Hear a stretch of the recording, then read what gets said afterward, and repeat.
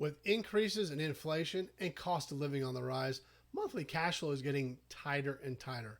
Many homeowners are finding themselves in a unique situation where they need to either increase their monthly cash flow or decrease their monthly obligations to keep up with their month-to-month cash flow requirements. Knowing what to do can be a little tricky based on the current status of today's market. Many people are not sure if there are possible options for them to potentially use their own personal assets or even tap into the equity of their home to help them with this debt obligation. One of the main questions I'm getting right now from clients over the last several months is, what strategies are possible for me to be able to reconfigure or restructure my monthly debt? Now, one of the main concerns they have when they're asking me that question is, I really don't want to lose my current mortgage interest rate, which is understandable. But what you need to do if you find yourself in that similar situation is ask yourself, what is the total interest I am paying on all of my debts? And second, what are my current needs right now? We're seeing many clients that have taken on considerable high interest credit card debt. They have hefty auto loans, and now student loan payments are resuming as well. In this video, we're going to go over some of the ideas we have shared with some clients to help them better understand their options and possible solutions to their immediate needs. We'll cover three strategies here. One, we'll talk about personal assets and retirement assets. Are there solutions that could be hiding in there? Number two, home equity lines of credits or home equity loans as second liens against the property. And number three is just doing a complete full cash out refinance and consolidating everything into one loan. So starting with the first strategy, using your personal assets to just pay off your debt.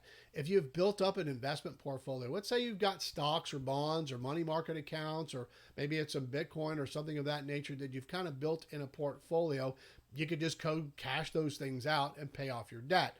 Now, a lot of people don't like to do that because they want to have those funds actually out there working for them. If you have a financial planner, it's possible you might want to speak to them and see if there's any type of loan or pledged asset loan that you could take against those funds. Now, the one kind of caveat to that is that typically if they do allow a loan against those funds, it's usually on a very short term, and they will probably have what they call a call option set on it. So what that means is if the market really took a downturn, is that they could call those funds due immediately. And if you don't have the funds to pay it back immediately, they just withdraw them from your portfolio. So there's a lot of risk that's involved in that, but that's one way, depending on where your needs are, that you could grab those funds. Now, another piece that you could kind of go into a loan against would be a 401k. If you have a 401k with your employer, you want to check with them and see what their terms of withdrawal are. Many of them do have provisions for what is called as a hardship loan. Now, they do cap that at a percentage or a certain dollar amount, and they typically have a 1 to 5 year payback with some type of interest structure. Now, the last piece is just taking withdrawals out of an IRA or a 401k. Now, that you could just take these funds out, but most of those funds or the accounts are built on some type of pre-tax income. And if you're under the age of 59 and a half, you're going to take a considerable amount of penalties on this. Since it's pre-tax, you're probably going to have a 30% tax hit for any funds that you take out. Plus, if you're under 59 and a half, you're going to take a 10% early withdrawal hit for doing that as well. But the real impact and loss that a lot of people don't seem to really incorporate when they're making that decision is the losing of the compounding effect. If long-term assets in a 401k or IRA could be in place for another 10, 15, or 20 years, you could take considerable losses in the long term for loss of that compounding effect. Now, the next option could be a possible home equity line of credit or a home equity loan. We call it a HELOC or a HE loan. Now, what this is this is where your first mortgage stays in place and then a second lien is added behind it. And typically, most of these are going to be added like a line of credit. So you may have a line for a certain dollar amount. You can withdraw all of it at one time or portions as you need to and pay off that debt. Now, that is typically going to have an interest rate that's going to be lower than a credit card interest rate. It may be somewhat comparable to any kind of auto loan or student loan, but it helps you consolidate that all into one payment and may give you some interest-only options for a short period of time.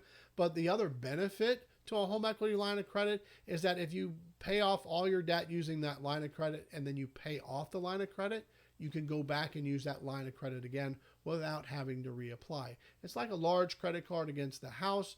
Unfortunately, it doesn't have much of an interest write-off, but it has more flexible options and it allows your first to stay in place. The third option is looking at a full cash out refinance. Now, what that does is that pays off your first lien and gives you enough funds to incorporate all your other debts so you have everything in one low mortgage rate. Now, your mortgage rate is going to be lower than your home equity line of credit. It's going to be lower than your credit cards. It's going to be lower than your car loans. It's probably going to be lower than your student loans. So you have a way of consolidating all of that debt into a lower interest structure.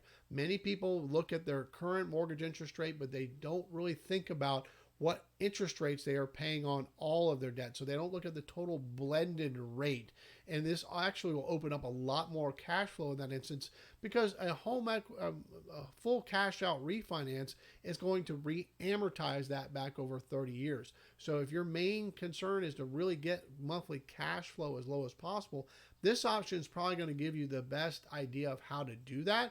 And you can always go back and restructure and refinance that if rates come down in the future. Now that we've covered the three strategies, here are a few examples that we've seen our clients take advantage of that go over each one of these options.